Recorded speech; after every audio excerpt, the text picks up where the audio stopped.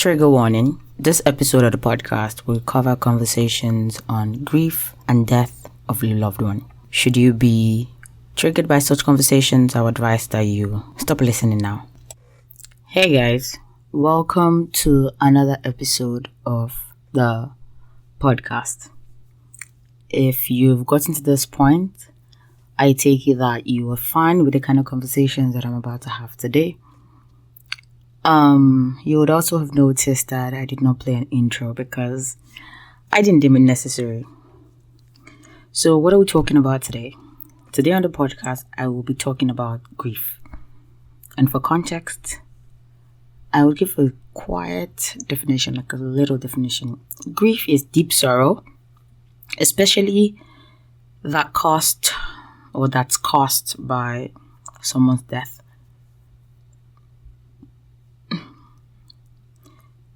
This year, 2024, if someone had told me that death was on the bingo card, I would have said it was a lie. I lost a very dear person to me this year, and it hit me in a way that I did not expect. I went through different stages of it, and I don't think I've been able to talk about how I feel or how I have felt about that loss in the way I think I should. March was a month that I did not think was going to involve sorrow, and it did. And even till now, it's been April, May, June, July, August, September. It's been 6 months, and it still feels very fresh sometimes. I know the funny thing about it all, which it's not funny in any way. Sometimes I feel like I don't have the right to feel the way I feel because it feels like there are other people who are feeling the hurt more than I do. I met an amazing woman last year who I was very excited to have met. I was so happy to have met her. I was so ecstatic. I was, when you meet someone and you just feel like, oh, I'm excited about the great things I'm about to learn from you. I'm excited about, all the experiences we'll have together in this new life and journey that life is bringing us to. I was so happy. I finished 2023 thinking, oh, I've hit the jackpot and it's about to be a wonderful 2024. And then not even 2 months into the year, death comes and snatches this person away from me. And oh my God. I don't even have the words to explain the pain. I watched someone I cared about a lot go through such terrifying pain from this loss, and it kind of broke me. To an extent, I felt like every other thing needs to just be done. Like, whatever you're doing, just do it because you don't have a choice. And this thing just was there. She died a couple of days before her birthday, and every time I look back, every time something happens, every time there's good news or hard to just believe that she's gone. Before I started recording this episode, I opened on my computer Stages of Grief. And the 5 stages of grief, like you all know, is denial, anger, bargaining, depression, and acceptance. And I'm trying to ask myself, where am I in this echelon, in the stages? I don't know if I'm in denial anymore. I don't even know if I'm angry. I don't know if I'm bargaining. I don't know if I'm depressed or if I've accepted it. I have for sure not accepted that it has happened.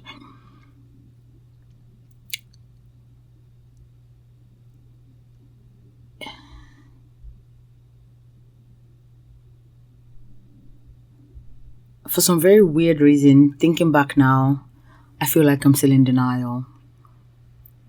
Because I find it difficult to talk about this amazing woman in the past.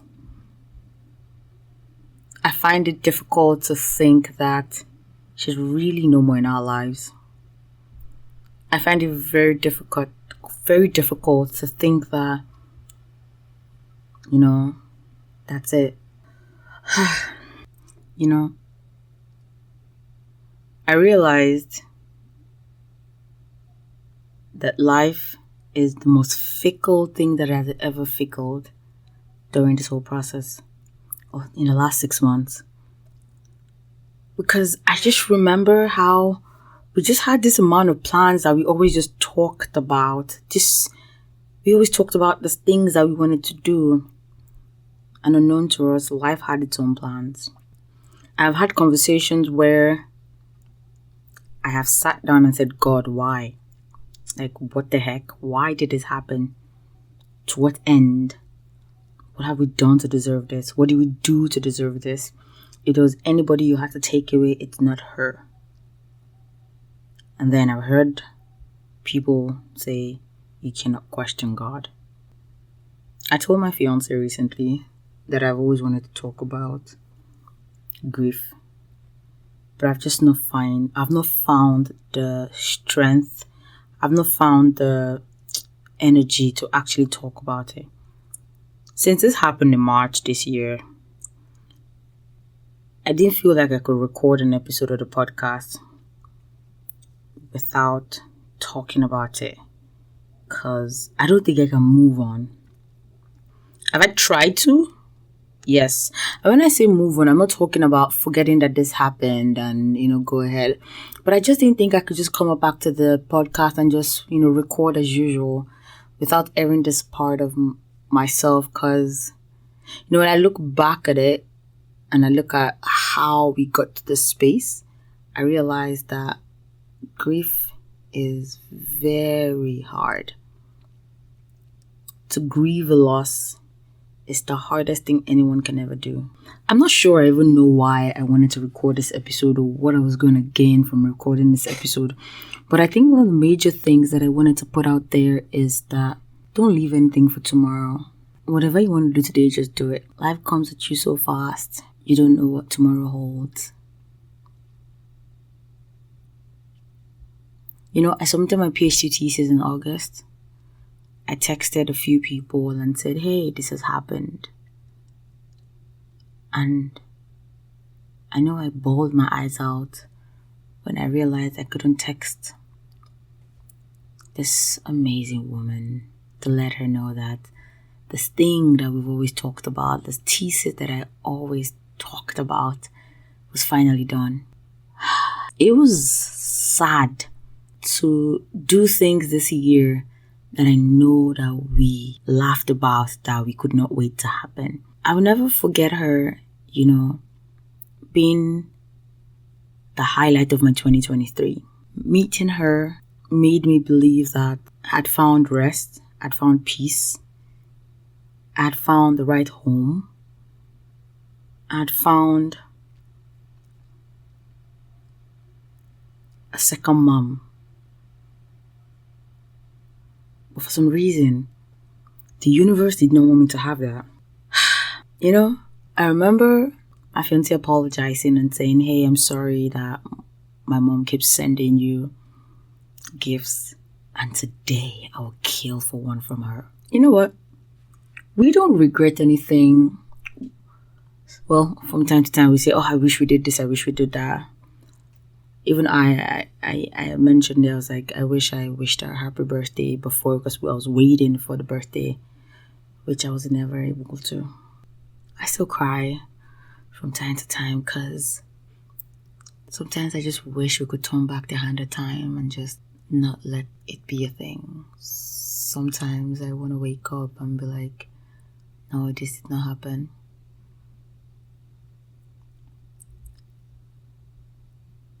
Imagine the way I feel that pain, and imagine what the closest family would feel. It's been a tough year when it comes to, it's been a year. And the funny thing about life? death happens,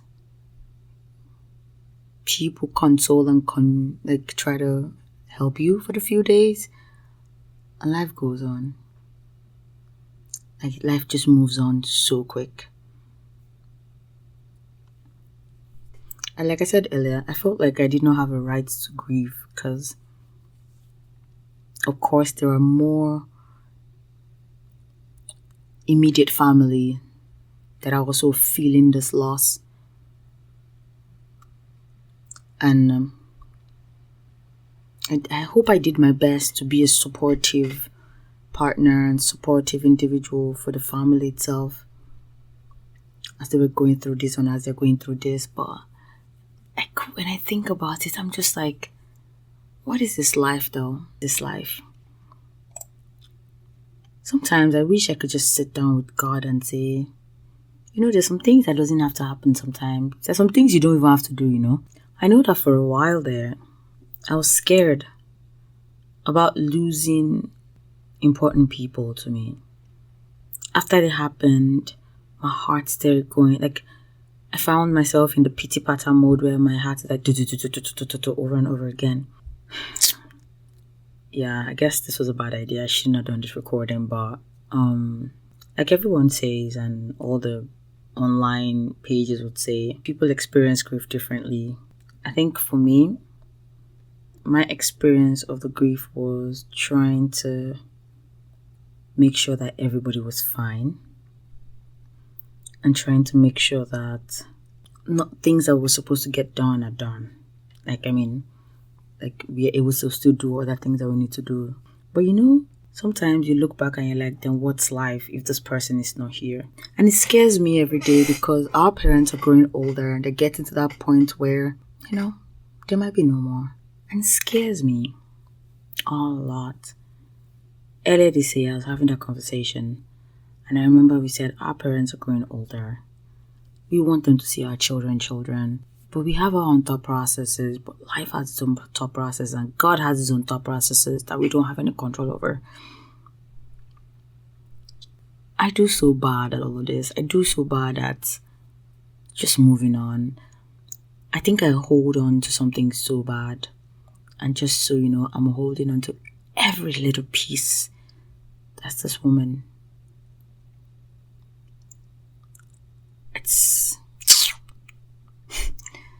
Life is so interesting. Anyway, yeah, that happened. March broke me.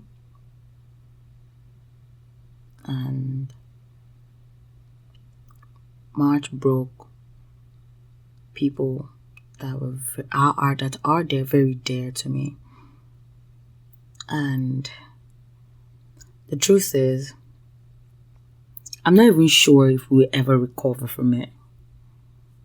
Like I always tell my partner, I always say, hey, we cannot move on from this. We can only learn to live with this. So if you're going through one hurt or the other following the death of somebody you love, it's going to be hard. It's going to be difficult. Sadly, you might not go through the 5 or 7 stages of grief. I think one of the first things you're going to do is try to make sure that all that you're supposed to do in that moment is done. And then you will try to get back to real life. And then you realize that you cannot get back to real life. Another thing you will try to do is try to accept that it has happened. However, you might accept in that moment, but in the next couple of moments, you would not want to accept and you would go through a spiral or a meltdown. You might be angry like me because sometimes I'm angry because I am of the opinion that some things are not supposed to happen. I'm not sure if I got depressed at any point, but I know a few of us that went through this have experienced some form of, downness. I won't call it depression, I'll call it downness, like being down in the spirit from this situation. That sucks. That is terrible. But the sad thing is that it's inevitable. Like it's like part of life. What do I even say again? I don't know. If I could turn back the hands of time, if I could go back in time and change something, I wish I met her earlier and spent more time with her. I wish I got to know her more. And I wish I had the opportunity to tell her that I submitted my thesis and that I'm grateful that she accepted me into her home. And I'm grateful she loved me the way she did. That I'm grateful she cared about me the way she did. That I'm grateful for the gifts she gave me. That I'm grateful for the gift of my fiancé. That I'm grateful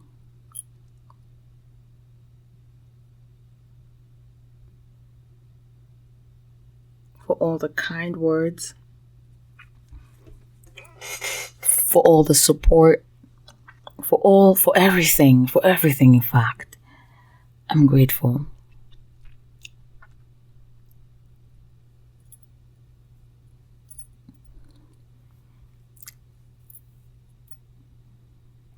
I wish 2024 did not have to see me grieve.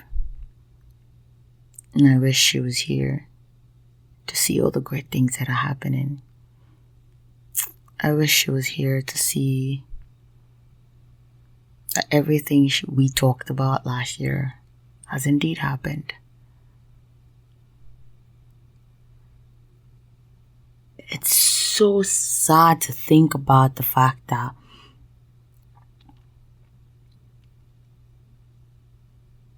for the rest of our lives, we would have moments where things are happening and then she's not here to celebrate it with us. I know she's looking down at us and is very excited about all the great things we're doing, but it's just sad knowing that she's not here to celebrate and, be a part of it with us.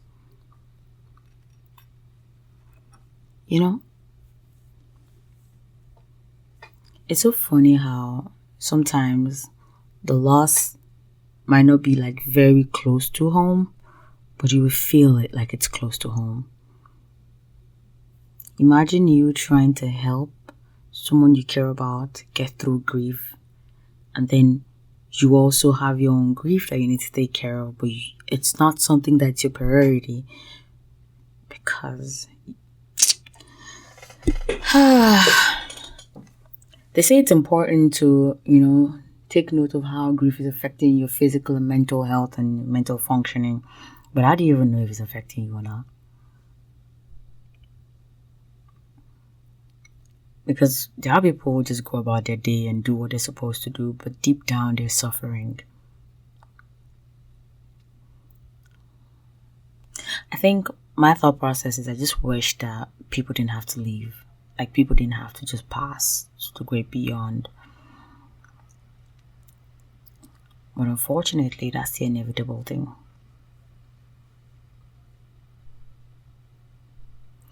I guess it's coming to the understanding. And I remember that this was a conversation that I had a lot, trying to understand like why does loss or why does grief happen or why does death happen? And of course, coming to the realization that it's inevitable, coming to the realization that there's nothing you can do about it, coming to the realization that no matter how much you want to do, you can't do anything about it.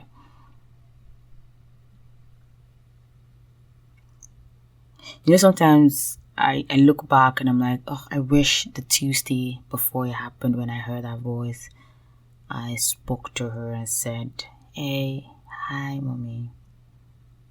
How are you doing? And, talked to her and we just heard her voice again. Sometimes I feel helpless. For a while, I thought God was wicked.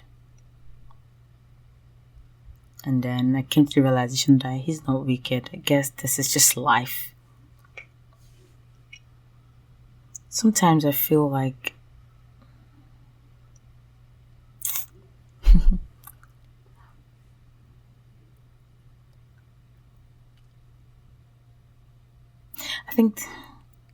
I think the biggest takeaway is, hi everyone. I hope you're doing what you want to do right now. I hope you're leaving your footsteps in the sands of time. That sounds very, very condescending and sounds very, I don't want to say ubiquitous. Like it sounds very like cliche. Yes, that's a word. It sounds very cliche. Oh, leave your foot in the of time, whatever that is. But the truth is, I remember during the wake up and the burial and the amount of things people said, the words, all I heard was the greatness that is this woman.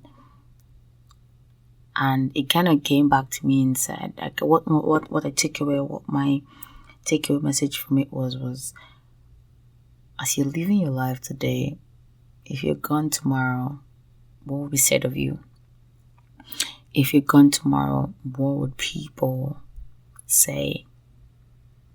What would you be leaving behind? And what would be told about you on earth? I think sometimes we're so carried away about the things of life, all the things we want to do, but we're not concerned about how what we're doing, who we are, where we are, is affected by us and our presence. If you find yourself concerning yourself about things that are not useful or things that you think will not be useful in the next 4 or 5 days from today, please start rethinking it and do better. Sincerely. I know some people will say, why are we thinking too far? Why are we done? But the truth is, it's very, very, very important that we're not living our life just because we're living our life and living a life of purpose. Oh, it's kind of, I'm sorry for being a downer in this episode, but I just felt like it was something to talk about. It was something to bring to light. It was something that had to be talked about or shared. I didn't think I could just move on to posting as usual on the podcast without sharing that I had experienced grief with very interesting feelings. When I say feelings, like I experienced grief, and to an extent I felt I shouldn't be experiencing grief, but it kind of did a big one on me. Anyway, yeah, that's it. I don't think I have any other thing to add than whatever you're doing today, whatever life you're living, make sure that you're living a life that is, of emulation. Also, if you have parents who you don't speak to, I would advise you to speak to them more often. If you have family members that you are ignoring for one reason or the other, if you can, try to reach out to them. Whatever that situation is, whatever that issue is, it wouldn't be worth it anymore. Whatever, I know sometimes family can be interesting, but I'm just saying, call them, say hi, because you don't know if it's going to be your last one to them. Anyway, I don't want to sound very morbid, but share love, show love. Wherever you are, let it be known of you that your presence brings joy and peace. Let it be known of you that you are one who brings joy to people's lives, or are helpful, known for something. Be known for something.